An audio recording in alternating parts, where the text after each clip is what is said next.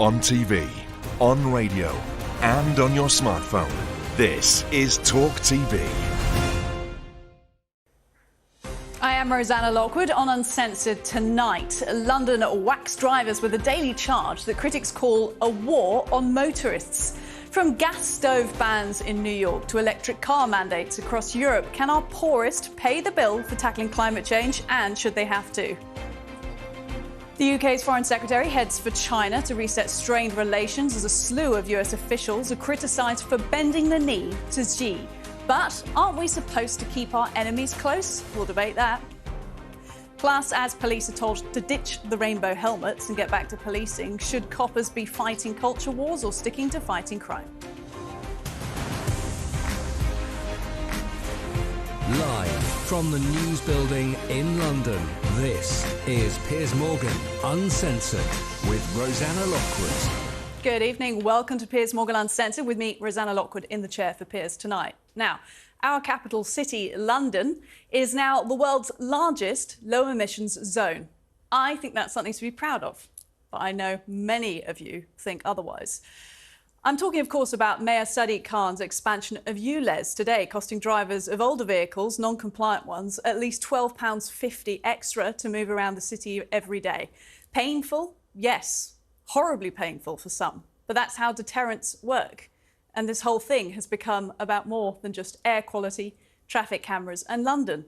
It's become about money, privilege and hypocrisy. In this brave new ULEZ world, you're either pro-motorist or anti-motorist, which means you're either on the side of hard-working ordinary people or you're not. We know that people in power who make unpopular decisions about the way we live often take planes and they get driven around in big cars in order to do their jobs. They are not struggling to get to work or running a small business, and we want to see them suffer too, to practice what they preach, what they're telling us to do, what they're legislating us to do. And we could actually insist on that in the way that we vote. We could choose the leader that uses a bicycle and wears hemp clothing, but for many reasons, many of us don't. We could also insist the cost of tackling climate change gets heaped less on ordinary people and more on those still profiting from the stuff that is causing all of this, fossil fuels. That would be very worthwhile, but again, we don't do that. So instead, we have to sit with the fact that sometimes in life, difficult decisions will be made for us by the people we put into power. Decisions about our health and our future. And we should be reminded of and aware of our privilege to shout about these decisions as loud as we want, which is going on at the moment, very much so with ULEZ. And we have the power to vote differently next time, if we so choose. And we should remember that some people in other countries would seriously envy us that. And I think that is something else we can be proud of. Well, joining me to debate the cost of the climate crisis, Policy Director of the Grantham Institute on Climate Change, Bob Ward, and TalkTV presenter Richard Tice. In the studio, down the line, Professor Judith Carey, climatologist and author of the book Climate, Uncertainty and Risk, Rethinking Our Response. Thank you, all three of you. Richard, I'll come straight to you. I know this is a topic close to your heart, and you've been down there at some of the protests today around ULEZ, and you and I do not agree on this topic. Yeah, sure. Look, the question is, does London have a toxic air problem? And the simple answer is no. The quality of London's air is the best it's ever been. According to who? According to everybody who looks at this, according to the World Health Organization, we've got our city of London is in the best 25% of cities around the world. The data clearly shows at the roadside, across most of London, we are within World Health Organization guidelines. The only area where it's toxic, Rosanna, that everybody seems to forget, yourself included, is the tube, where it is brutally unhealthy. Of course it's unhealthy on the tube. It's a Victorian infrastructure. But if you we all appreciate that. If you look at the World Health Organization data, I've used the monitors, the meters. You walk around London's roads, and particularly in outer London, and we are below the WHO Richard, guidelines. We don't have an air pollution problem in London. With all due respect, I will come to you, Bob, because I can see you're shaking your head. With all due respect, Richard, you're a politician and a businessman, but not a scientist. So we will come to the science experts shortly on this. But I'm just reading the data. On the politics side, I'm interested to know why you're pegging your political movement so much to this, when there has been so much polling that shows a lot of Brits actually really do care about climate change and they want to see the Conservatives do more. Don't confuse London's air quality with climate change. Is a completely different point. You're talking about what is the quality of London's air. It's the best it's ever been. I'll tell you why, because this is what people care about in London. And this is a tax grab on the poorest, the least well-off small businesses in London. And that's the point. And you don't seem to care about that. Of course I do. Of course I do, Richard. The cash grab point I want to come to Bob on shortly, but it is about climate change because emissions necessarily fit into it. It's about the air quality in London. It's the data, Rosanna, and the data shows we're within the World Health Organisation guidelines. It's the best it's ever been. Go ahead, Bob. Come and join us. So what Richard's saying is completely untrue. The air is monitored by a group at Imperial College London.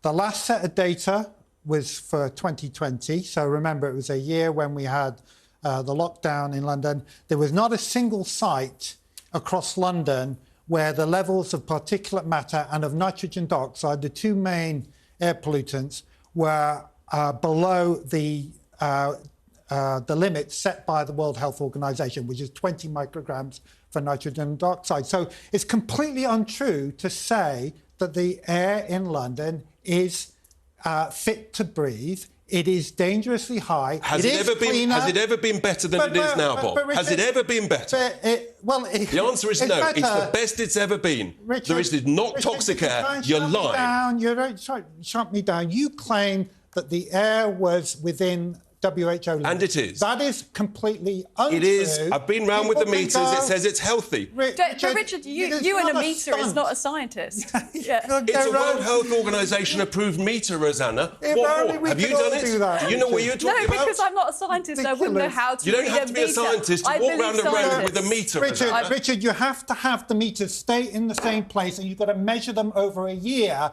You can't just wander around during the afternoon and think, I'm doing science, this is the answer. It just doesn't work that way, Richard. So how does it work? How does it work? When you do it day after day and it says it's healthy, Bob. London Air Quality Network, they are the experts. They publish the data. Go and have a look for yourself. Has it ever been better? Has it ever been better? Clear, Richard, that it's above the WHO limits. We have somebody else in this discussion, Judith. She's listening in to all of this. Judith, you take a slightly different view, I know, from Bob in terms of the climate emergency, but do you think ULEZ is warranted?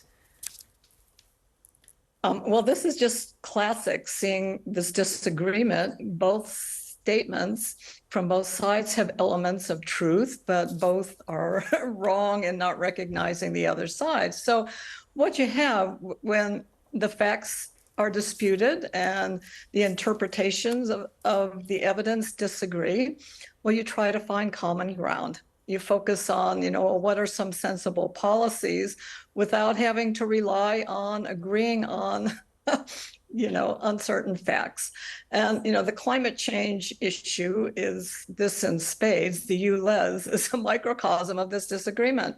But with regards to climate change, we have to recognize that we have the climate crisis isn't what it used to be even a few years ago. The worst emissions scenarios are now off the table. The UN Conference of the Parties are now working off of a 2.5 degrees centigrade warming by the end of the 21st century, and we've already warmed by 1.2 degrees. The IPCC admits that the climate models are running too hot. Recent estimates of the climate sensitivity to carbon dioxide are increasingly lower. But the biggest problem is we've confounded the slow creep of warming with extreme weather events. The extreme weather events that we're seeing have little to no relationship with the slow creep of global warming. So we need Judith. to... Okay. Thank you. I love the topic of climate change. It's so interesting, but it is also so confounding because you've got four people, in fact, in this conversation, coming at it from all sorts of different angles and people saying this data, no, that's wrong, this data, that's wrong. Bob is shaking his head now to what you were saying with regards to warming. And I know that in terms of the way the climate scientists stand on this issue, you are somewhat of an outlier in this, aren't you? Not really. What I have to say is, well, within the framework of the IPCC assessment report, it is not within the framework of all of the alarming rhetoric coming from the UN, journalists and alarmist politicians and environmental advocacy groups. I mean, we have a deeply complex, highly uncertain issue that we're trying to deal with. And the oversimplistic story that we're being fed by UN officials and by activists and advocates is just misleading us into a bad direction for urgently implementing policies Why? that could be Why? worse off. What's the scheme, the strategy to do that? Okay, this goes back decades into, there's a worldview from the UN Environmental Program back in the 1980s and 1990s, about degrowth, anti-capitalism, and so on. So there's a worldview that likes this. And very early on in all this, in 1992, we had a treaty, an international treaty, to prevent dangerous human-caused climate change by eliminating fossil fuels before we had any evidence of unusual warming. So the policy card has been way out in front of the scientific horse from the very beginning on it. We need to step back and rethink all this. Thank you, Judith. Bob, go on, your thoughts. Well, Judith has told an amusing revisionist history of the science of climate change.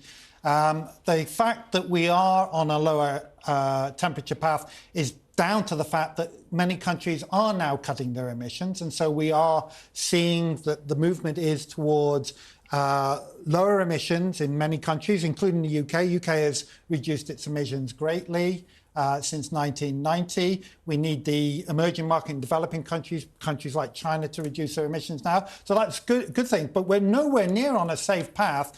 And Judy is incredibly, talking from the United States at the moment, there's a big hurricane out in the Gulf of Mexico, which they're expecting to develop and intensify rapidly before it hits land in Florida.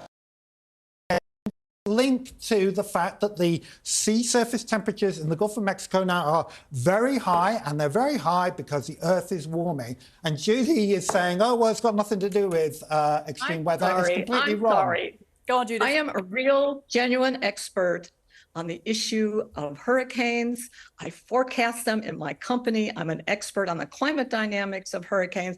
There is nothing unusual going on with the hurricane in the Gulf of Mexico right now. I'm afraid that Judy disagrees with the National Oceanic and Atmospheric Administration. She's an expert. No, Rosanna was once a scientific expert. There you have one. Disagrees with the American scientific establishment. She's out on her own on this. No, she's not on her own. There are hundreds and hundreds who agree with It's absolutely not true. agree with the statements made by the NOAA GFDL statement on hurricanes and climate change.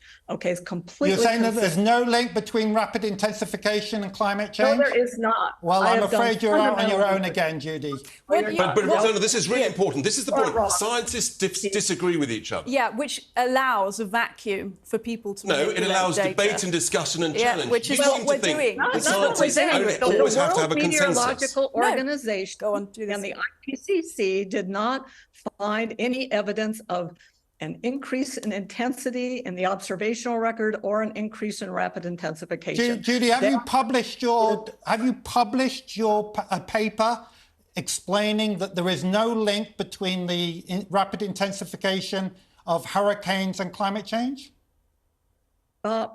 I am citing right now, I do fundamental research on this. I am citing the IPCC and the World Meteorological Organization assessments. You are off base. No, I'm here. not. I'm not. I'm citing exactly what the literature says, Judy. And as you know, you've not published anything that has shown that there is no link between intensification and climate change. This has been a brilliant example of why this debate is not going away, why it's such a heated issue, even over these ULEZ cameras here in London, because, as Richard, yes, you point out, there is not consensus on this issue. That's why we're having this debate. That's why I'm open to hearing all sides. But that's why we must always have these debates. Of course. We must not be smeared and labelled. But you have to tell the truth, Richard. You absolutely do. You haven't told the truth. And you haven't told me the truth. You haven't told the truth. You haven't admitted that London's air quality is the best it's ever been. Answer me a simple question. It's still dangerous and it's still above WHO. Answer me a simple question. If you pay £12.50, right, to drive your car in the new ULEZ extended zone, right, how is that going to help change the Don't you pollution? agree It's the not going to change it at all. The polluter pays. That's the principle. So you don't care about the poor. You're so selfish. You're so rich. You don't care about the poor. Richard. The list will off. Richard, really? Come on. Richer than me? Come on. Give me a break. I work at a university. You don't care about the poorest in London. You should be ashamed of yourself. Richard, Disgrace. Richard. You don't care about the poor. You can't tell the truth. and you lose the argument. Poor people can't afford a 20 or 30 grand car. There's £2,000 scrappage scheme of £2 which makes no difference whatsoever. Scrappage scheme should be more generous, and it should be the government coming in and helping. There's no such thing as government money. It's all our money. It's taxpayers' money. London's air quality, Richard, particularly in the outer zone, is the best it's ever been. I think wealthy people shouting that, you know, other people don't care about the poor. When we think about fossil fuels as well. He doesn't care about the £12.50 for those who can't afford it, Rosanna. That's what he's just admitted. Look, we have to wrap it up there. We have a lot more coming on the show. Gentlemen, and Judith down the line with us as well. This has been fascinating. Knew it was going to be spicy. Thanks so much. Not sure we found consensus. Not sure if we ever will. But we have had a discussion, haven't we? Uncensored next. As the British Foreign Secretary heads to Beijing to reset relations with China, we ask if any bending the knee to President Xi is fraught with danger.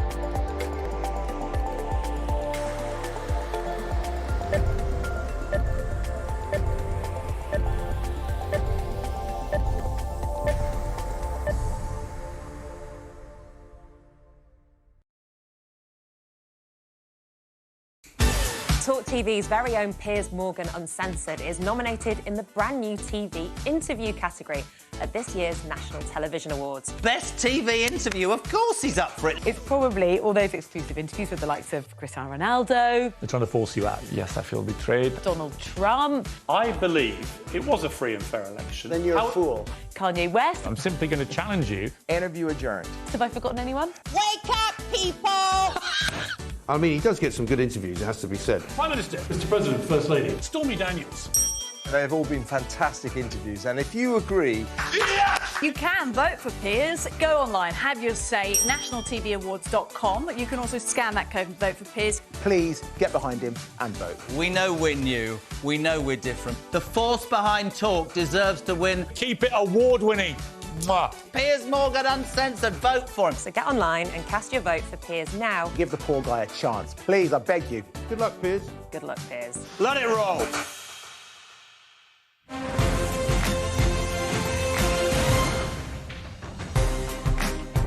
Welcome back to Uncensored. Now, it has been announced the British Foreign Secretary, James Cleverly, is going to visit China this week in an attempt to stabilise an increasingly turbulent relationship. He has promised to raise concerns over human rights, rising tensions about Taiwan, and the erosion of democracy in Hong Kong. China is, of course, a major trading partner, but it is increasingly a geopolitical pariah. Indeed, critics say any bending of the knee to President Xi sends the wrong message. Now, one of those critics is former leader of the Conservative Party, Ian Duncan Smith. Ian, thank you for making time to talk about this. Quite simply, a trip by Cleverly to China, not a good idea in your books. Why? I think it's a waste of time. It's interesting because just quite recently, the German foreign minister came back from a visit to Beijing, and she said, when it comes to anything to do with human rights or social issues, all the terrible things that have happened, genocide, etc., they're just not listening. She said it's like talking to, I think in effect, she said, it's like talking to a brick wall. They're not giving anything back. They just wait till you finish, and they only want to talk about the things that matter to them. And if you're not prepared to talk about those, then your meeting is quite short. I mean, the problem we've got is we're dealing with a country that is enormously powerful now. We basically fed it in that direction. I say, by the way, I should give it a declaration. I am sanctioned by the Chinese government, and so are my family. So the reality I have here is that this is a government that has committed genocide, is committing genocide in Xinjiang, slave labor regularly. Many of the products we buy are slave labor involved in them. They threaten to invade Taiwan regularly. They've invaded the South China Seas against the UN's edicts. They trash the Sino-British Agreement. They're arresting peaceful democracy campaigners. They trash the Christian churches. They have been doing organ harvesting on the Falun Gong in China. It goes on and on and on. This is a regime that is redolent, I think, of the Nazi regime in the 1930s. And we learned then the hard way that appeasement to organizations like this simply doesn't work.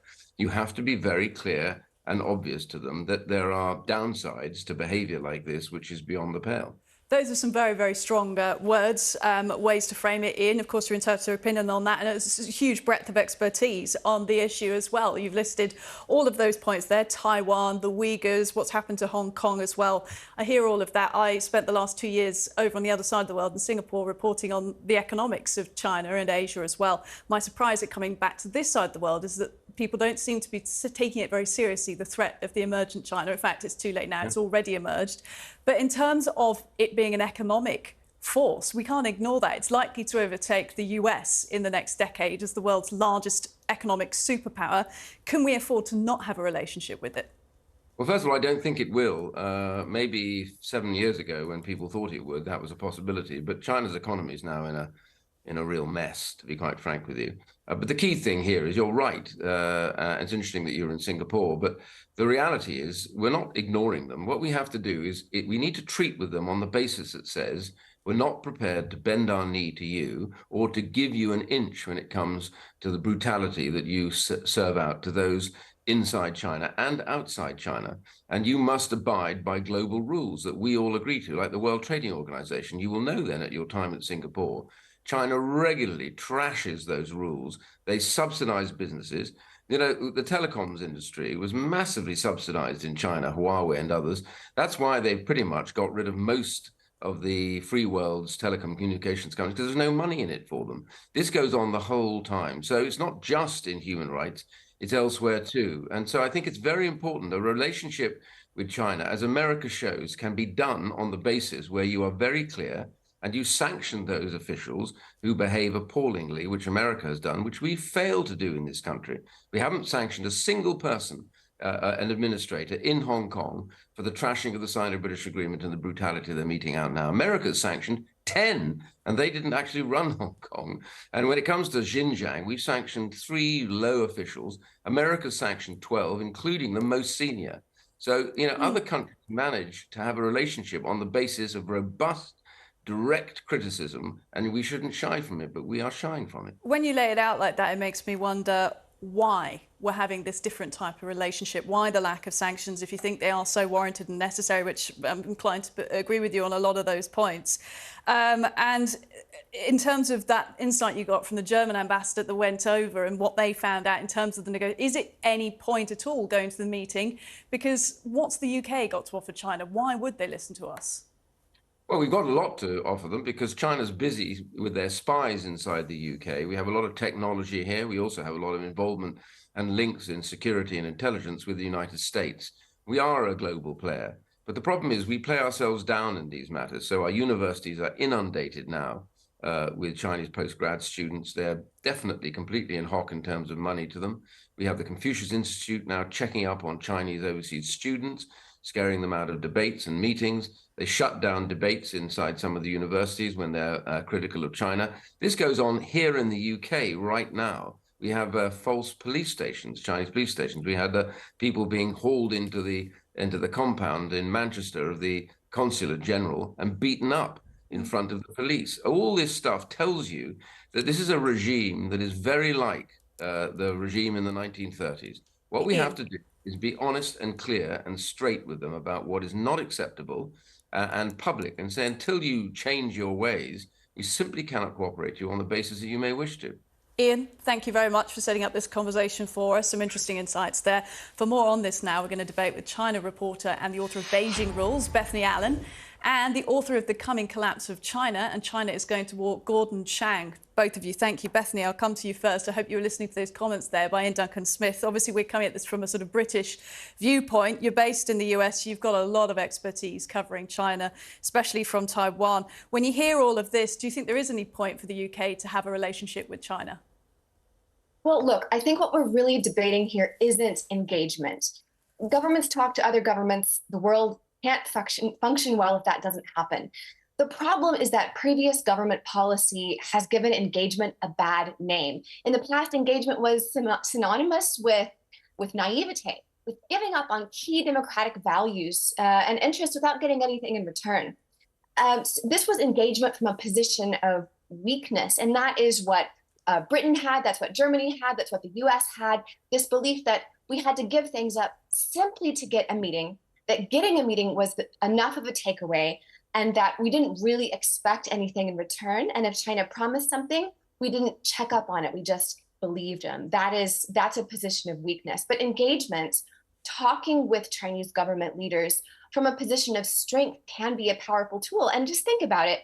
That's why the Chinese government pushes for it in the first place. They always want to talk with people because they do it from a position of strength, knowing that they are not going to back down on their own core interests, and knowing that they can walk away from a meeting if they need to or if they want to. And I think what Britain's mistake has been with China is too often approaching China alone. And I think that that's something that Boris Johnson began to improve on, and I think that Rishi Sunak can improve on this, understanding that when Cleverly goes to China, if Sunak meets with Xi Jinping next week in India at the G20, that they aren't alone, that they have a growing number of like-minded democratic partners and allies on their side who can help back up their demands, back up their statements, and back up our own democratic interests. I mean, engagement can be a powerful tool, and I think, and it can also be a powerful tool to prevent the absolute worst case scenario, which is miscalculation, misunderstanding, resulting in a military conflict. And as our governments don't talk to one another, the risk of something like that happening gets higher and higher. Absolutely. And that's why, this debate about dialogue is happening, because if you don't, the results can be absolutely catastrophic. I just want to bring Gordon into this. And Gordon, you've been listening in as well. And Ian was listing out a series of threats he sees, not only to us here in the United Kingdom, but other allied countries as well. How big a threat do you think China is to the West? China is an existential threat to the West. Xi Jinping has been propagating this notion that China is the world's only sovereign state. You just go on from there. The problem is that when Cleverly goes to Beijing, the Chinese are going to view it as Britain acknowledging its supplicant status. And that's what they do with American officials. The Biden administration has sent 4 senior officials to China without a return visit from a Chinese official to Washington. So the Chinese say, well, look, this is like imperial times where the vassals come and they acknowledge their subordinate status. And I think that, yeah, engagement sounds like it should work. We've been trying it for 5 decades. It's just created this horrible situation. We got to try something new, because if we don't try something new, things are just going to get worse. Now, I'm not saying that something new is going to be better, but at least it guarantees us, or at least it gives us the possibility of success, whereas engagement has totally failed. So what other alternative way are you proposing? Well, first of all, we're not going to send anybody to Beijing. If China wants to talk to us, they've got to come to Washington. And also, I think that if we don't talk, China has this policy of not talking to Americans, for instance. Well, why don't we adopt the same thing? Just not talk to them. Let them get scared for a while. But also, I believe we need to decouple from China. China is closing itself off from the world. Xi Jinping is engaging in some very belligerent behavior. I think that, as Ian Duncan Smith said, the Chinese economy is tumbling down. That makes Xi Jinping, I think, acting in ways which will be reckless. So we now need to change our emphasis from talking to China to starting to defend ourselves from China. Bethany, just bring you in on that, the idea of decoupling and maybe just saying, look, if you want to speak to us, come to DC. Does that work? Well, I don't think that works either. And to be clear, I think it's incredibly important that any kind of conversations, any kind of so-called engagement has to come with tough actions. And that's something that we are seeing from the Biden administration and that they're building on from the Trump administration. And that's something that increasingly we've seen from Britain. Although I will say in Britain's case, what we've had, I think, is a bad relationship with China. But as Ian laid out, not many actual strong moves to support democratic values. And so I think that there's an opening here for Sunak, to have a tougher policy on China and also talk to the Chinese and also go to Beijing, as cleverly as going to Beijing. But to your question, Rosanna, about decoupling, look, we don't want full decoupling. That's not possible. Economic decoupling is not possible. It would cause, vast poverty around the world, and it would greatly increase the risk of a military conflict between China and democratic nations. However, I am strongly supportive of the idea of a selective decoupling to promote democratic values. So decoupling from companies that are deeply complicit in China's authoritarian and totalitarian state, and also selective decoupling to promote national security interests, as the UK banned Huawei from its sensitive telecommunications networks. Great idea. And I also think something we haven't done that we need to is increasingly use selective decoupling to promote human rights. This is something that we have actually done very little of, with the exception of sanctioning some individuals, which is symbolic but has no real world effect. Bethany, Gordon, Ian, thank you very much for your time. Thank you. Uncensored next. London's Met Police Chief says it's time for officers to stop publicly supporting so-called woke causes. Is this a return to good old-fashioned crime fighting or a blow for social justice?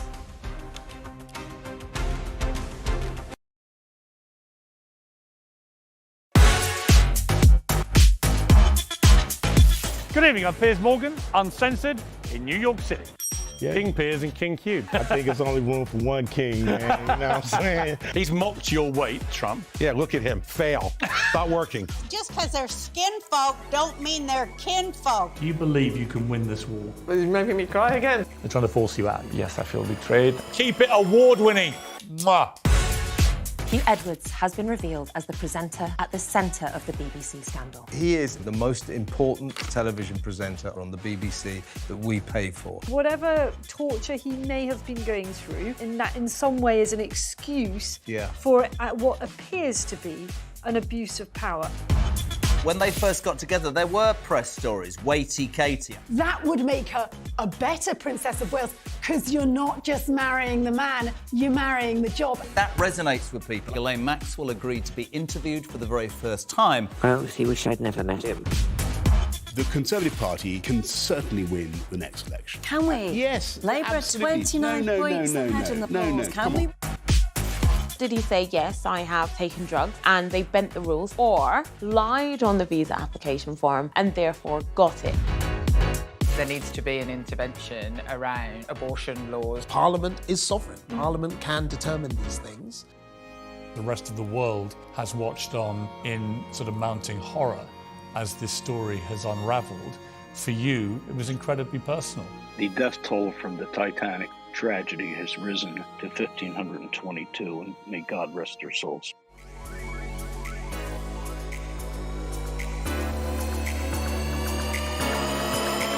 Let it roll. If we stop producing oil, the knock-on effect is far larger than just CO2. I nearly have empathy when I'm speaking to them. I know now you're probably going to boot me off the short saying this now. Oh, Meghan Markle, about Meghan Markle. Some of them, they're easily led. You can kiss my American ass. Thank you very much. Very nice of you. Twitter, you sons of... Can you please reinstate my account? Yeah. Thank you. There's a threat that you'd be worried about.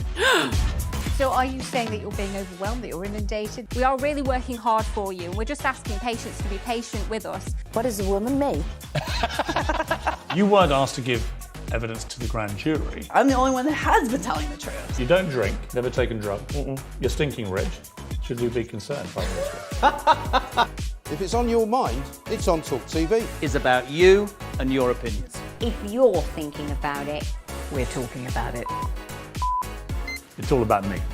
That was a joke.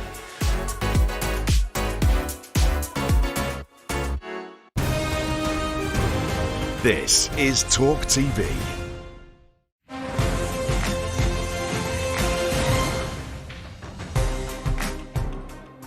Welcome back to Uncensored. Now, over the last few years, images like this have become somewhat familiar when we talk about police. Officers across the world in the UK, Met Police Chief Sir Mark Rowley wants to see an end to it, he's saying. Black Lives Matter, Pride, those types of events, a range of other social and cultural issues. From now on, his officers will be told not to take the knee, to not fly rainbow flags or wear badges that support environmental causes. So is this a return to good old-fashioned policing, as some are suggesting, or is it a backward step to a time when the police were seen as enemies by some minorities and marginalised communities? Here to discuss all of this, former police officer of 31 years and director of the Law and Order Foundation, Norman Brennan. In Scotland, strategic advisor on equality, diversity and inclusion for Police Scotland, and former Haringey Police Commander Dr. Victor ULEZ. And from Los Angeles, we're joined by former BLM activist Xavier de Rousseau to talk about this internationally as well. But I will begin with Norman here in the studio. Norman, you're a copper of the sort of traditional order, I think I can call you that, and you talk a lot about policing now. What do you make of this move to basically de-woke the police force? Well, I fully support the Met Commissioner, Sir Mark Rowley. The long and the short is that when you join the police service, you join to police all communities. You're there for everyone and everyone. There's nobody that you favour in part on one over another. That's why all police officers must act impartially. And we're told to police without fear or favour. So my main concern is that you should join the police service, wear your uniform, stand straight and strident, kneel to nobody, buckle to nobody, and the only time you kneel or buckle is when you're saving someone's life who's having a heart attack or someone that has been shot or stabbed, and you're placing your hands over to try and save their lives. Apart from that, wear your uniform smart, the same uniform. I don't want to see police vehicles being painted all sorts of colours, and you certainly don't kneel down to anybody. And I think the few officers that did kneel, including one chief constable, will never be doing that again. I just want to pick up that point you made about without fear or favour. I found that interesting because in journalism, we use that phrase a lot. Being a good journalist means doing so without fear or favour. But of course, journalists are biased. It gets pointed out a lot. Everyone has personal biases. Police officers on the job, they're professional, no doubt, many of them are, but they are going to have inbuilt biases depending on their upbringing or the way they feel about certain topics. So there have been complaints throughout decades of ethnic minorities saying that they felt that they weren't treated fairly by police officers. So do you think any kind of social justice causes helps that? Well, to be quite honest with you, you say that. Many black people I deal with, I don't look at their colour. yes, they are black. When I grew up in Wembley, I was known as the white black man. There was, in my rugby team, there were 13 black players and 2 white players. So I grew up with the black community. I went to school with them, and I policed with them, and I policed certain areas of London that were black. And do you know what? I policed without fear or favour. A black robber or a burglar at early hours of the morning stabbed me in the chest when I tried to arrest him for committing 3 armed burglaries. He didn't stab me because I was a white policeman.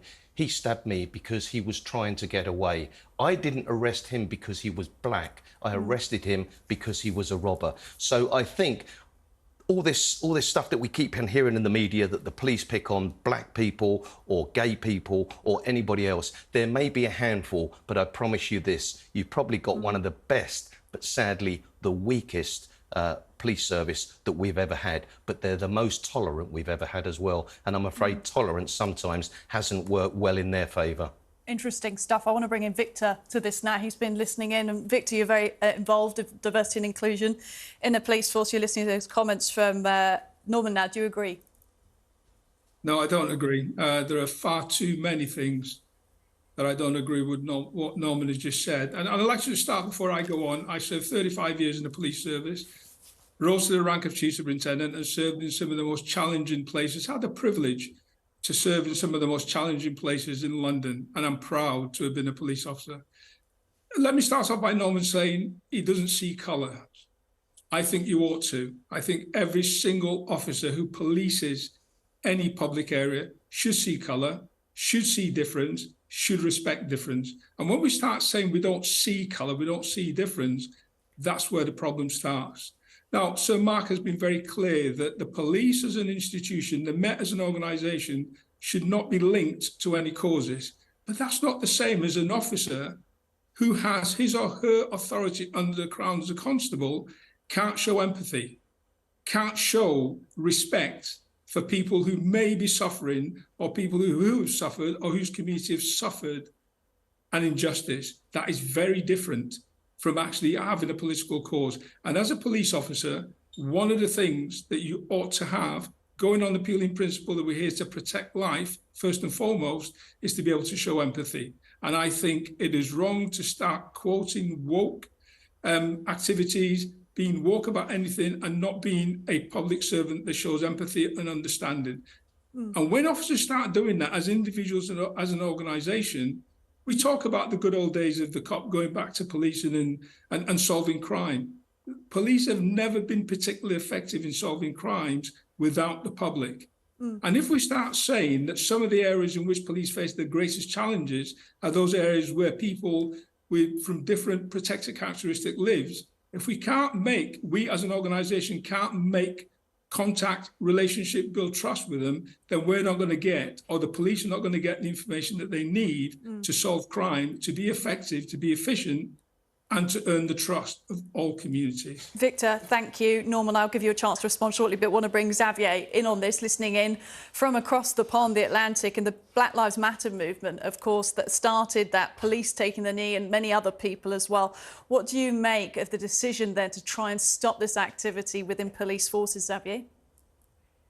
I think it's a great decision. Police officers need to get back to basics, stop worrying about being woke, and start worrying about being strong. Because I've been Black for 26 years, and I have great relationships with a lot of law enforcement officers. That's because they don't view me as a skin color. They view me as a law-abiding citizen, because that's what I am. And look, I live in Los Angeles, California. I don't even wear my glasses in public anymore because I have seen enough. There is so much crime across our nation because we have a shortage of quality police officers to protect our communities. The reason we have such a shortage is, one, the defund the police movement, and more significantly, police officers are treated like crap, both by the public, but especially by their department heads. And that's only going to worsen if police officers keep being inserted into political discussions. So to avoid that, we need police officers to be just like most professionals in the world and hold their political views until they are off the clock. It's not a police officer's job to enforce their opinions. It's a police officer's job to enforce the law. Norman, there you go. Xavier agreeing with a lot there, but Victor also calling you out for not seeing colour.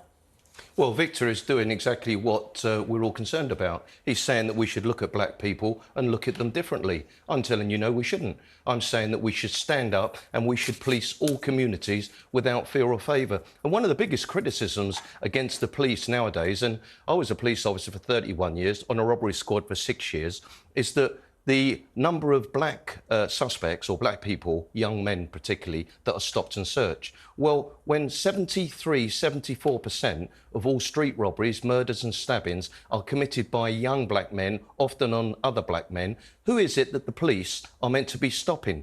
50% white people to satisfy the black community and 50% of the black community to satisfy the politicians and the woke brigade, or if 7 crimes out of every 10 of knife crime, homicide, gun crime is committed by young black men, it's they that we should be targeting. And how anybody can say that is racist, it's beyond me, unless, of course, you stop someone and the connotations of your words or conduct are racist. We have to give a final word to Victor on that. Victor, unfortunately, we're short of time, but give you an opportunity to respond. No, of course. Norman is talking about a small part of London. There are people who commit knife crimes in other parts of England. They're not black, okay? They're not 70%. People who commit offences because they are committing offences, not because of their colour, not because of their nationality, not because of protected characteristics.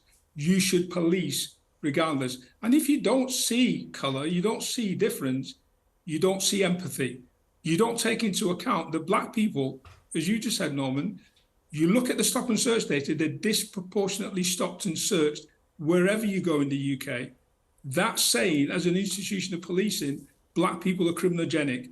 That is absolutely wrong. You need to see difference to actually police difference. I'm not saying you should mark out people, give them privileged treatment, but you should understand that by seeing difference, then you stop stereotyping, you stop acting in a way that disadvantages them. That's the reason Policing without fear or favour, whether you're black, white, or male or female, the long and the short is the majority of police officers do not get the support that they deserve, because the majority are honest, hard-working, caring, non-violent, non-racist. But unfortunately, the narrative tells everyone different. I'm here to speak up for the frontline tens of thousands of honest men and women that are called racist, or misogynistic. Norman,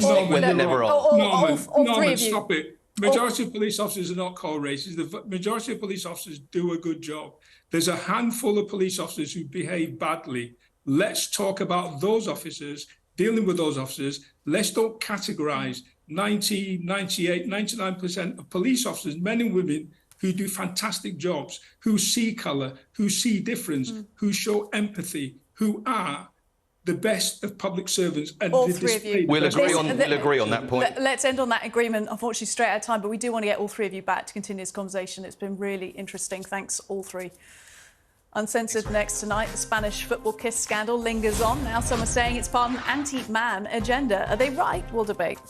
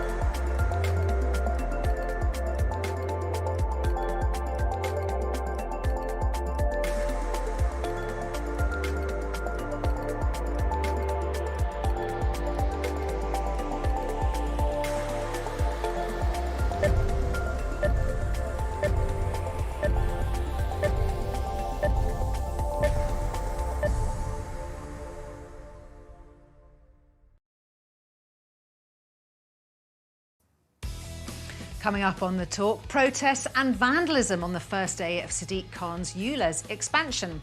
The air traffic control chaos is now expected to last until Friday, with abandoned passengers forced to sleep in airports. And the fire service is banned from using the word fireman. We'll explain why at 9.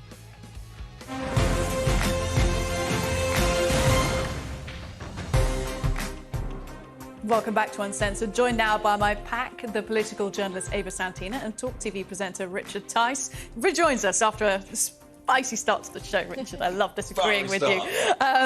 Let's have some more disagreement then, and this time about Notting Hill Carnival, a debate that comes around every August when it happens, because there are incidents of violence when it happens. In fact, we were just talking about policing. It's a challenging time for police officers in the capital, but it necessarily reignites this debate every year about whether it should be cancelled or moved somewhere else entirely.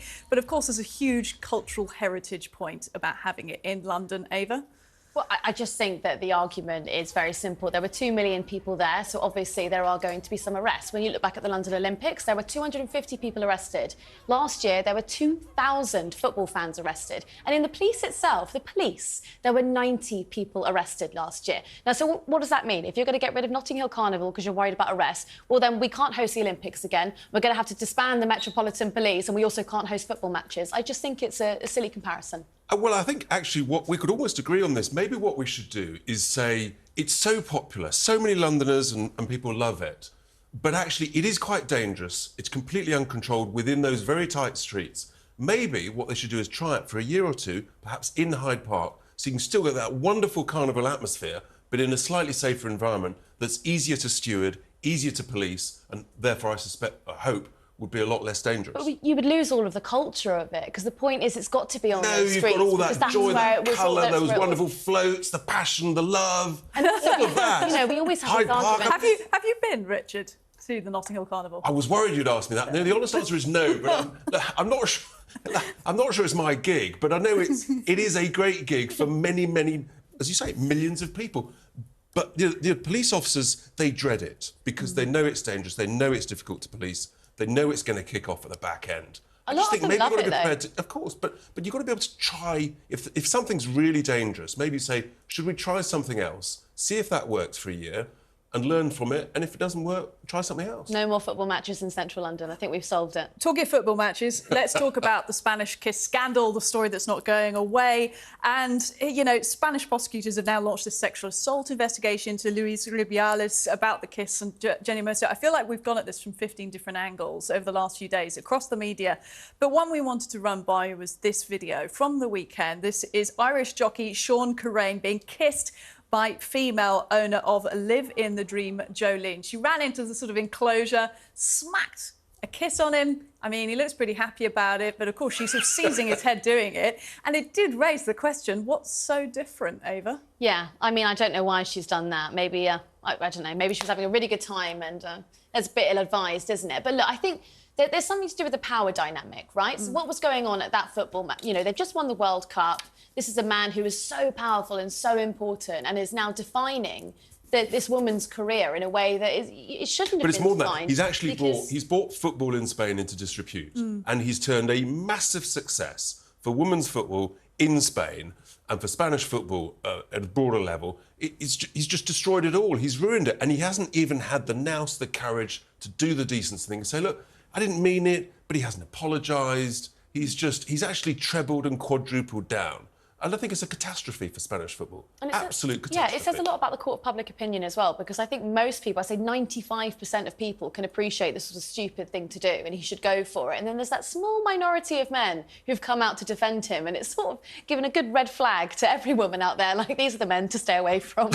Do you think there is, you mentioned power dynamic, Ava, I'll dig into that just a little bit deeper. Do you think it's a difference when a woman plants an unwanted kiss on a man? Look, I don't know. I think in this scenario, it doesn't seem, it seems a bit light-hearted and a bit fun, and he looked to enjoy it. But look, who am I? I'm not him, and I don't know how he felt about it. I just think the best advice I could give is probably don't kiss someone unless they've consented to Richard, is there such a thing as an unwanted kiss from a woman if you're a man?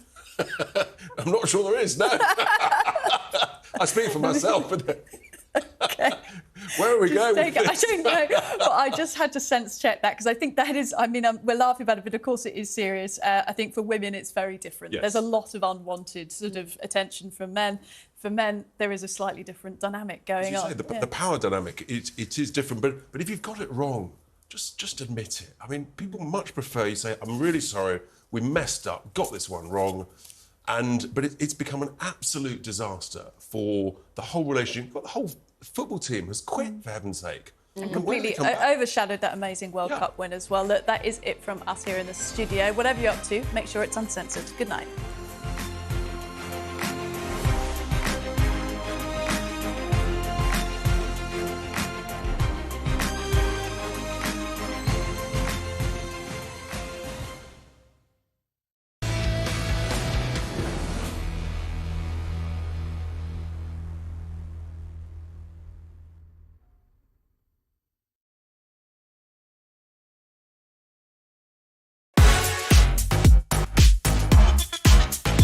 Good evening, I'm Piers Morgan, Uncensored, in New York City.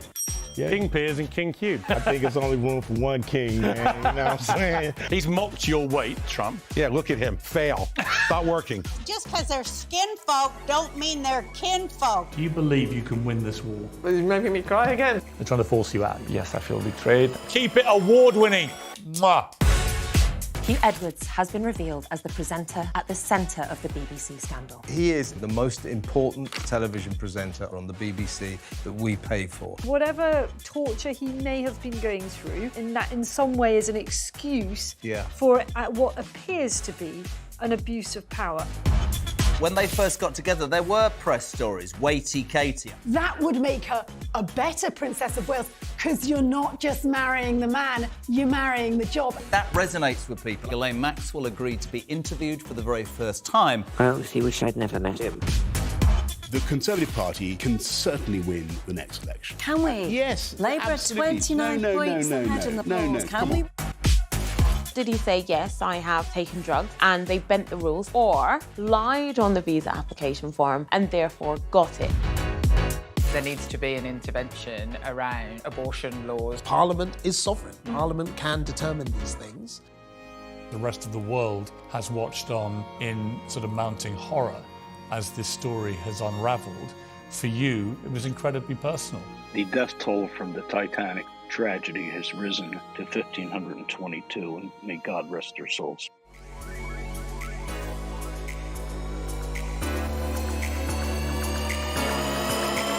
Let it roll.